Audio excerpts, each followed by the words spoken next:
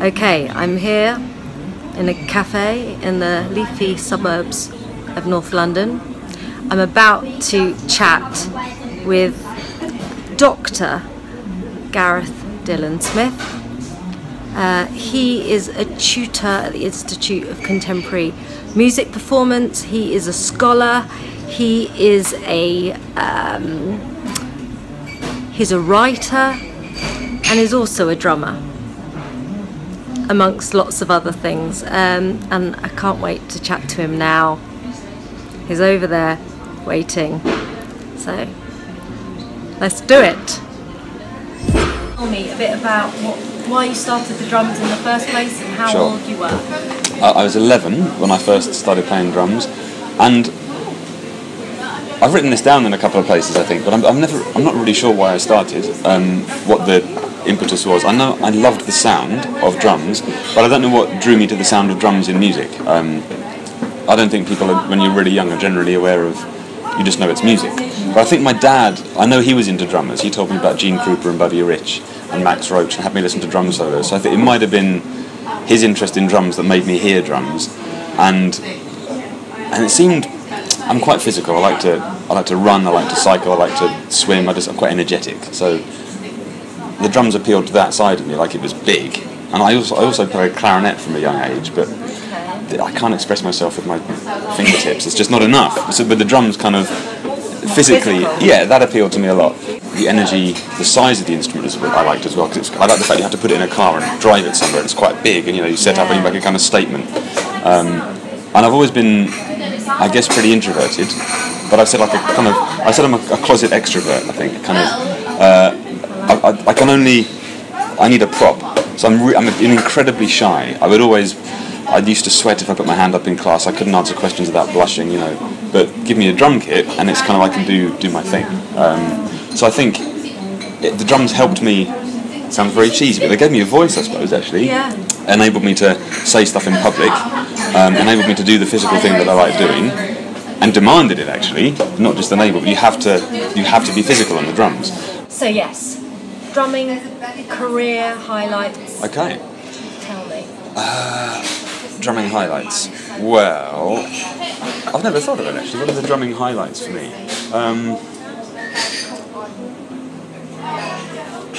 For a long time I've been in a band with my best friend Steve. It's 18 years we've been in a band together. It's less frequent now, but the music gets better. And playing in a band with Steve is the best. It's the best. In fact, Steve and Hannah. Hannah was our bassist. It wasn't our bassist. We played together, the three of us, for several years.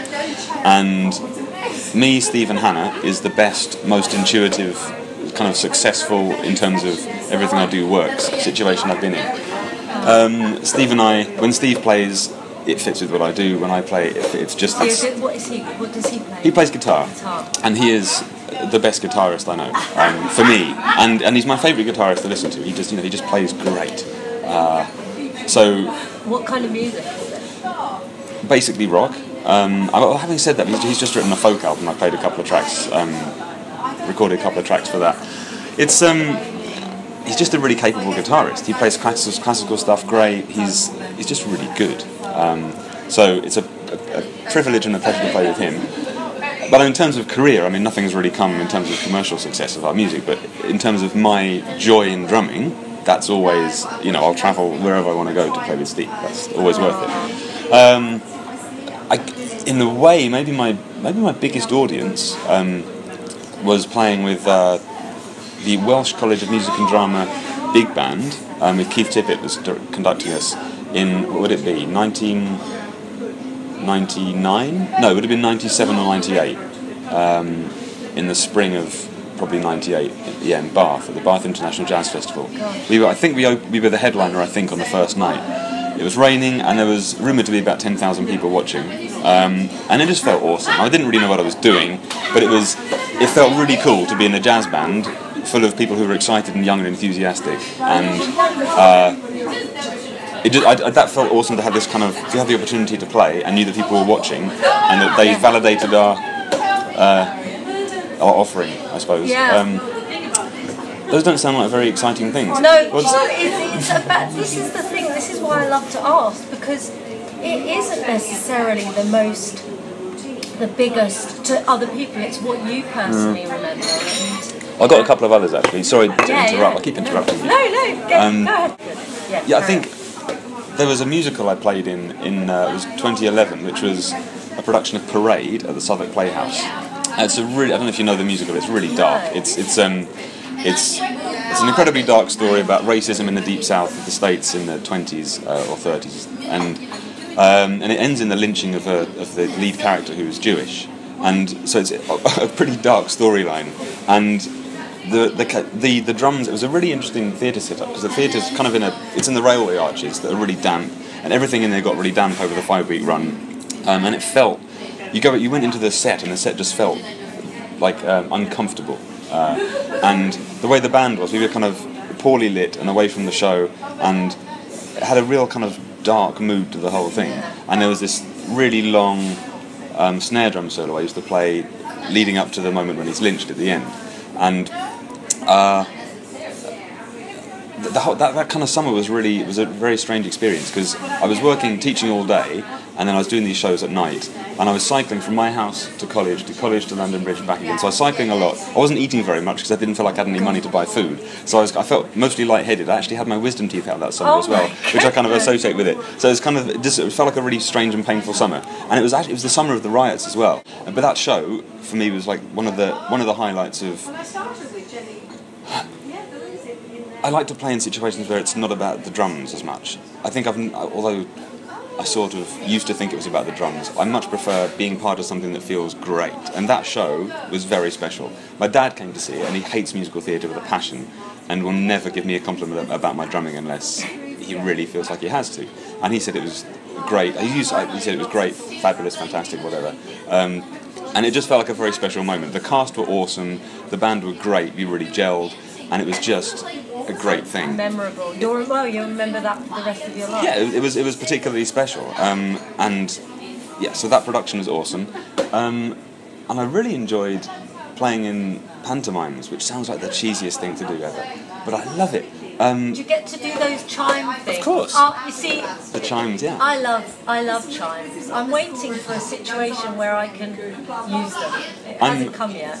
Of the very few endorsements I have, I'm sponsored by Treeworks Chimes from Nashville, because I've purchased multiple sets of their chimes. The thing with the panto, again, it's all to click, so it was like 2.5 hours or 2 hours of music to click, and it's identical every day. But what I loved about it, especially the most recent one I did, which was a couple of years ago now, I had the hugest kit I've ever played. It had multiple snare drums, it had djembes, it was epic. And it was to get through the whole show, perfectly in time with the click, in time with the band, in time with everything, and hit all the right things at the right time. Swanee whistles, the whole thing, picking stuff up, putting it down, following the music, and just nailing it. I nearly got it right. The one show I got nearly perfect, and my Swanee whistle failed on me. I went, and it gave up halfway up. No. But I love doing that. I love knowing that what I did made the whole thing. I would like to ask you about your PhD. Dr Gareth is your official title. What was your PhD in? Tell me about it. So the PhD was about drummers. It was about who they are and what they do, who we are and what we do. Which sounds like it's not about very much at all to drummers, because we already know those things. But it was, as I discovered, the first academic study to discuss and describe and try to explain a bit of what it is that drummers do and who they think they are and who others think they are. And so it looked at, the first thing was to look at what drummers do and who they are, and the second thing was to look at how they learn to do what they do. I'm going to ask you to summarise your dissertation. Who are drummers and what do they do? Go on. Well, I hinged a lot of it around drummer jokes, because there's a lot of truth to those things, the stereotypes. So I tried to unpack or unpick some drummer jokes. So there's musicians and then there's drummers, that kind of thing. Summarise it. So drummers are as different as the number of drummers there are. We do many different things, and we like drumming for different reasons. Some of us like soloing, some of us prefer not to solo. Some like to play quietly, some like to play loudly, some try and be all drummers to all people, others want to have a kind of signature solo, or if not solo, but a signature kind of individual thing. and they learn in numerous ways. There's people go to school to play drums, you can go to college to play drums, you can learn on your own, you can learn from YouTube. So it found out that there's a lot more to drummers than maybe people had realised before. And I think probably if there is a contribution of the PhD to knowledge generally, I think it's just that drummers are also musicians, and there's more to find out about them, and it was worth studying them, I think. And there's been a couple of subsequent... Well, there's one book coming out next year by a guy called Matt Brennan, a social history of the drum kit, when he's looking at drummers and drums. And my drumming hero, Bill Bruford, has a book coming out next year as well, also about drummers. I can't take responsibility for those books, but mine was the first, so I think in that sense it kind of opened the floodgates for for more. And I also have read that you have done a publication, I Drum, Therefore I Am. Yeah. Which I love the title of that. Well, so that was Tell me about that. That, now you've reminded me, was the title of my PhD thesis. The first half of the title, it was I Drum, Therefore I Am, ? A study of drummers, kit drummers, identities, practices and learning. So yeah, then I turned it into a book. I took out a lot of the PhD-ness of it, turned it into a book, and then I think it also became the title of a column I ran in Rhythm magazine for a few years. And now I have 5 T-shirts that say I Drum, Therefore I Am. Actually, I have to confess, it wasn't my idea. I found it on a T-shirt first, and thought that's the title of my PhD. That is a great title. Well, it's the only true though, isn't it? It is, and it's the only instrument that's a verb. So we can claim that, you see. And it's nice. I now have a T-shirt also that says I am before I drum. So I'm currently working on the proposal for a second book, which will be exploring the kind of physical nature of the drumming and what that, not just the physical, but the embodied, I guess the physical part of it, because that is so critical to my enjoyment and my love of it. I always maintain that drumming is the thing I do that most defines me, and I think that's still true, actually. And so on the few occasions I've really messed up a gig, it's destroyed me. I mean, there are things I can't do well, which is most things. So if I fail to do the drums well, so I don't want to do anything that would make that happen. So I don't drink before I play, because I've tried it a couple of times and it's always bad. Okay. I will not affect my drumming. So, and that's a lot of that psychosomatic and psychological. I mean, I'll make sure I do a good job at the gig. At what cost, other people can tell you, but I mean, it's too important to me not to do the gig well. So if that means keeping fit, if that means whatever that is, it's critical. That's why that maybe separates the men from the boys. Not that saying, but the good from the. It is having such a disciplined approach to it. It's discipline, or it's obsession, or it's. Aren't the good people generally, the good musicians I know, do have a degree of obsession. I think there is something about that. Let's ask the question. Your opinion, Gareth, and it is your opinion. How do you define what a good drummer is? What is a good drummer to you? Okay. What is a good drummer to me? Dave Mattox, Bill Bruford, John Bonham, Max Roach, Carter Beauford. Now, I think there's the thing you have. Okay, so there are a few things. I mean, you can't. I think a good drummer has to be empathic, has to be sensitive, humble, musically humble, but you can't do that without a degree of technicality, a degree of technical facility. So it's not enough to be technically brilliant. It's not enough to be humble, but you can't have one without the other. If you're technically fantastic, but don't have the humility and sensitivity and musical maturity to apply your technique, it's a lost cause. Similarly, if you're humble and punctual, which is important, if you're those things but can't play the damn drums, then that's not going to help either. So and it's contextual to the music. I mean, I love Bill Bruford's playing. It's incredible music. He plays incredible music, and he's played in many diverse contexts. But he would have been a terrible drummer for Led Zeppelin. John Bonham, unbelievable, probably the person because of my genetic makeup, the person I am most like in terms of the feel. Would have been a horrendous drummer for everything Bill Bruford was involved with. Dave Mattox, another one of my drumming heroes, he's the drummer in Fairport Convention. a folk rock band. So, a beautiful drummer. He plays beautifully. He stays out of the way the whole time and plays just enough to give the music to propel it, and he punctuates it just enough. He's perfect for that band. So whenever he plays drums, he's just been a session player too, so he just plays enough. He plays well and he plays right.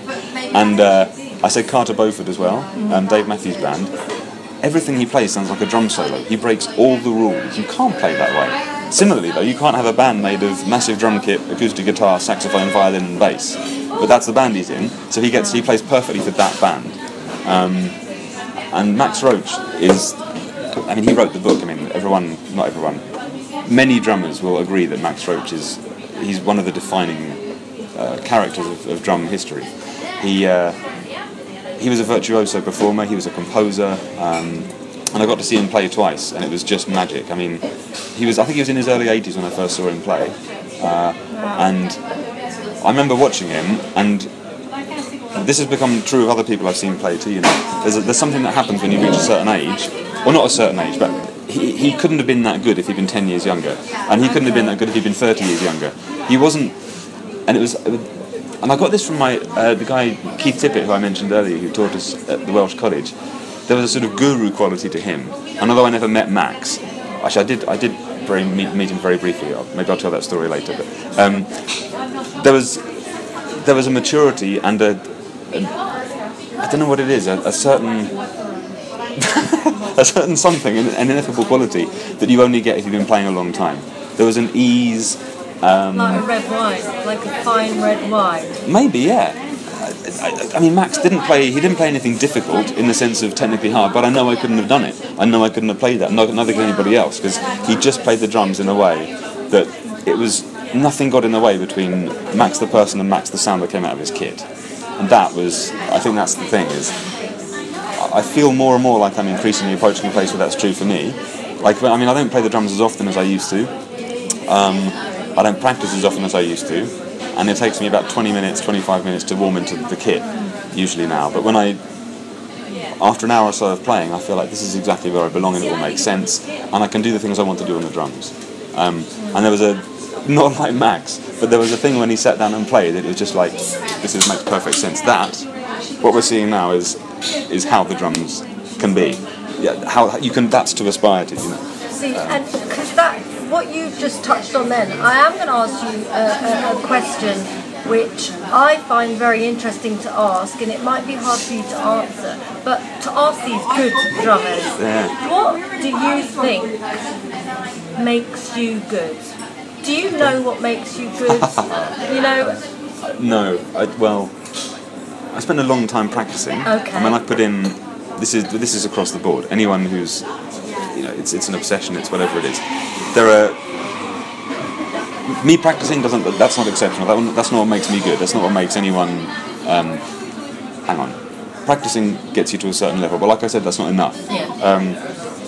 You have to know how to apply that, and you have to know why you're practicing and what you want to do with the skill. So did you ask what makes me good? Yeah, what do you think? Yeah, I want to know. I want to know how. It's like, are people aware? I mean, some of just how good I am. Well, because I know it sounds like, you know, you don't want to answer for fear. I want to know if you're aware, if people are aware. Is Beckham aware of why he's a good footballer? Is he, or not? Are you aware of what personally makes you good? I think I'm asking you. You can answer this because I've asked you this, you know, and I want to know. Okay, I think there's a few sides to that answer.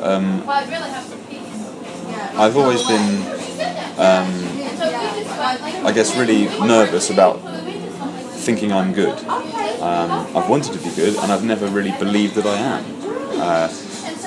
And people from the outside, people who aren't me, which is everyone else, will occasionally say to me, you know, you've done really well, it's, you know, you have this reasonably impressive career, and I have to look and say, oh my goodness, yeah, I have a PhD and I've done these things and I've taught in these places, and that does probably look quite good.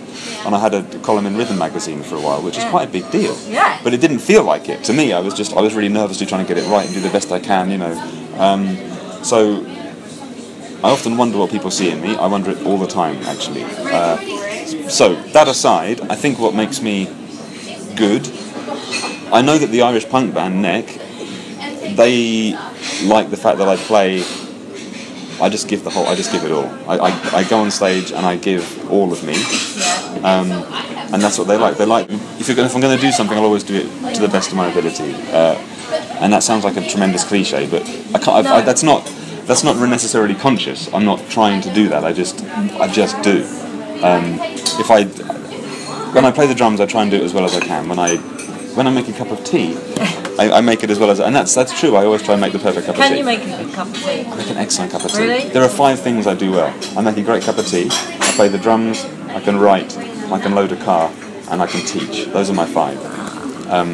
And I only say those because I have evidence, and people have said or commented on those things. Let me get back to what makes someone good. What makes me good? I think the Irish punk band, I bring a lot of energy to it.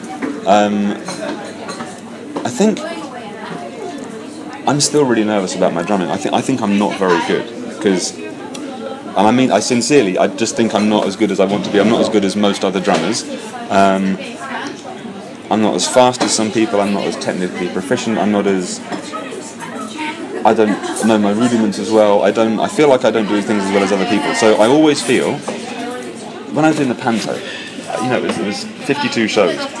After every one, I was like, haven't been fired, and after every single one, I'd be like, I feel like I missed a couple of notes, and am I going to be fired? Everyone else is just relaxing, and I'm just like, oh my god, there were 3 notes in the wrong place. I can't believe it. So perhaps what makes me good is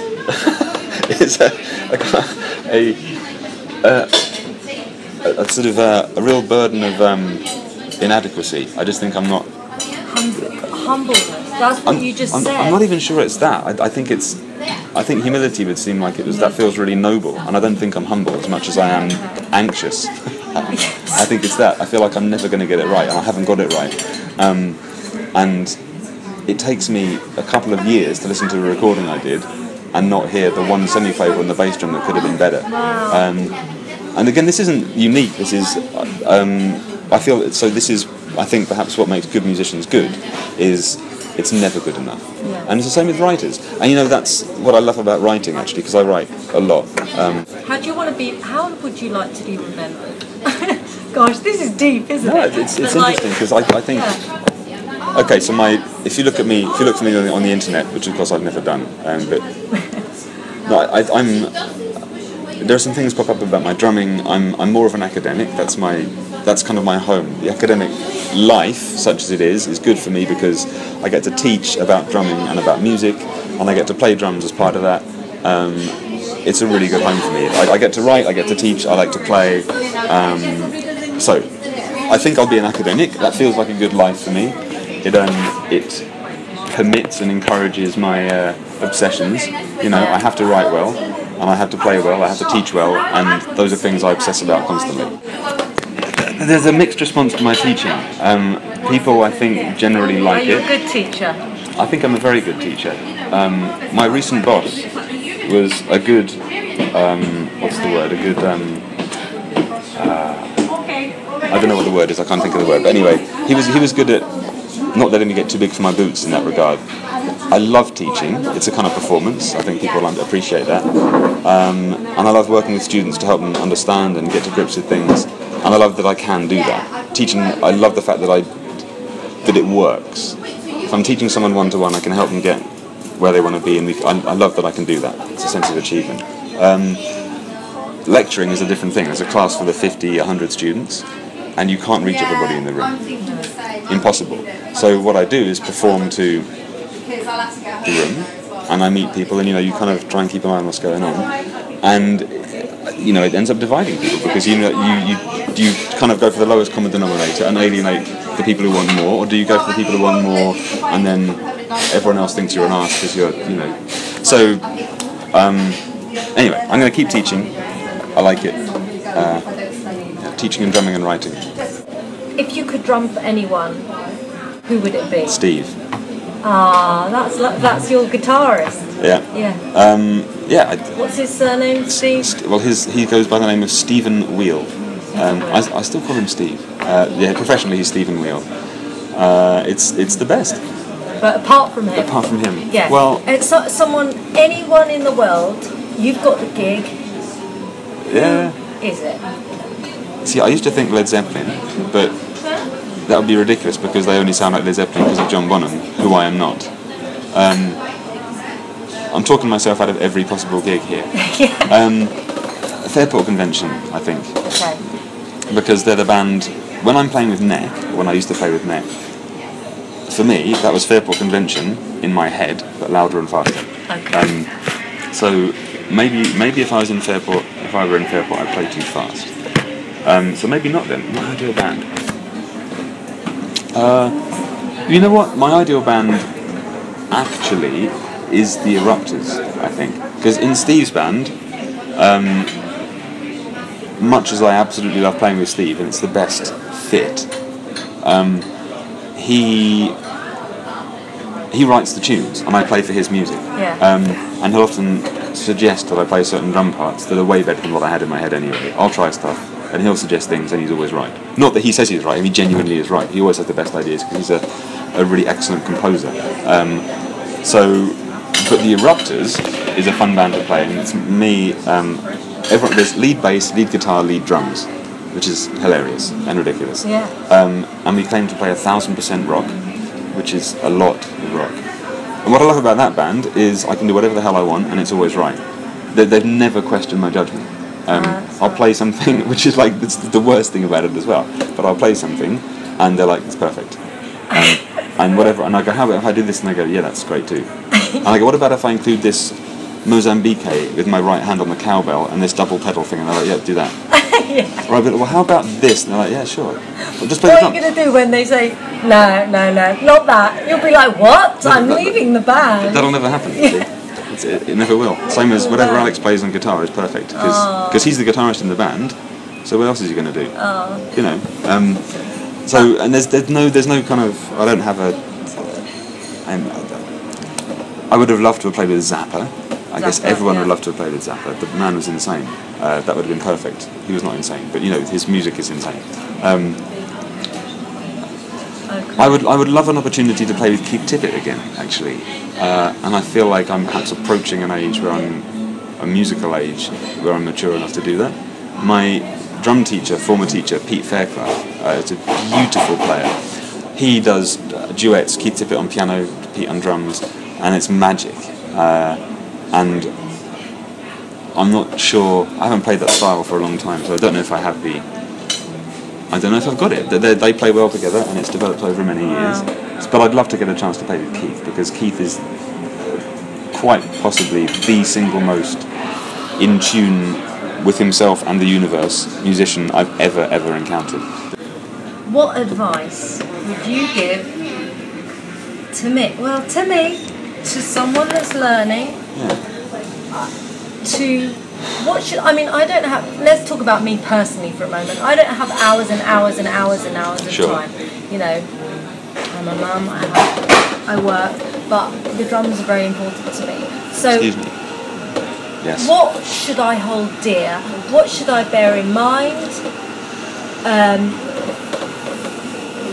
How can I become a good drummer? Other than obviously lots of practice, but what I think could you say? Yes, practice, but it's what you practice. And I maintain that for me, drumming is about playing in a band. That's when it means the most. I love playing on my own. I do like it. I like the movement. I enjoy that. But it's got to be in a band. That's why I play drums. You get good at doing the thing you do, and the more you do it, the better you get at it. I mean, any of the great bands, like Duke Ellington big band, Count Basie big band, those guys played every night of the year, 300 nights of the year, and it sounds like it. I mean, they're just unbelievable. So I think it's important to practice the thing you're going to do. Like, it's great being good at the drums, but don't play on your own, basically. Yeah, and you can't import your facility at the kit into a band contest and expect it to work. I mean, session musicians do this all the time, and of course it works. It works great, but there's also something else that happens, I think, when you get really good in a context and when you work that thing. There's something very special that happens for me. So I think the question was, what advice would I give you? Yeah. What should I hold dear? Okay. What do you wish you'd known then that you know now? Well, how do I become a good drummer? Yeah, I think, there's a sort of mantra I've been working on, which is be humble and confident, even if you have to fake both. And because I had trouble doing either of those things. But I think you have to be, as I said earlier, you need to be humble musically. You need to play in the context of the music around you. So listen. It's hard to explain this unless you've done it a lot, because it's about feeling physically. It's about listening. It's about responding in microseconds. So you have to listen. A piece of advice from Pete, my former teacher, said to me, the only thing you should do consciously on stage is listen. Which is interesting and true, because the moment I start trying to play for the audience, if I catch someone's eyes and I try and twiddle my sticks for them, I'll do something silly, game over. Don't think, oh, now I'll do, because then it's not going to work. The moment you think, perhaps it's finished. So you have to be in the moment. And again, that can sound like a recipe for failure, because it sounds like you're ignoring everything. I often play with my eyes closed, not to ignore people, but to listen even more. I also don't ignore them, so I do open my eyes. So anyway, I think you have to be very much aware of what's going on. That's the point. I'm making this difficult. Be aware of what's going on around you. And I think trust yourself. I fail to do that consistently.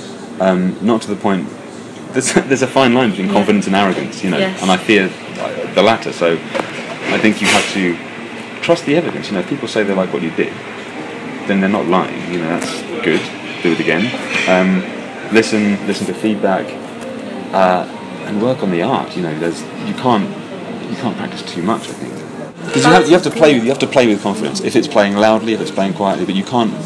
The moment you command it. Thank you. That's exactly what it is. The moment you hit a drum, it makes a sound, and it's a very commanding instrument. It can be heard over everything else in almost any context. So accept that and play with confidence, but also at exactly the same time with a humility and an awareness of the context and the fact that it's not your music.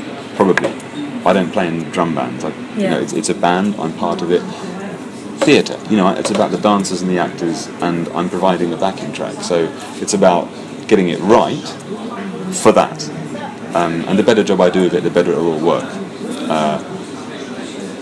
But yeah, don't command your instrument and listen to the others. And it's not about doing a drum solo. Yeah, I think it's an old cliche, the kind of, just because you can do it doesn't mean you should. It doesn't mean you shouldn't either. But just be aware of where you are. If it's a theatre context and people are watching dancers, then don't distract from that. If it's the Eruptors and it's your drum solo, go absolutely apeshit, because that's why you're in the band. I have many musical needs. I like to read a score and get it right. I like to show off a bit and play as fast as I can. I like to play tastefully. I like to play untastefully. I like to play loudly, quietly. I like to do jazz. So do multiple things. Okay, Gareth, thank you so much. I should be looking at him, not at the camera. Thank you so much. That was awesome. Come on, let me shake these drummer hands. High five. Look at that. That wasn't quite a high five, but that wasn't. That was kind of a half high five. Gareth Dylan Smith in the house. My pleasure. Respect. Rock on.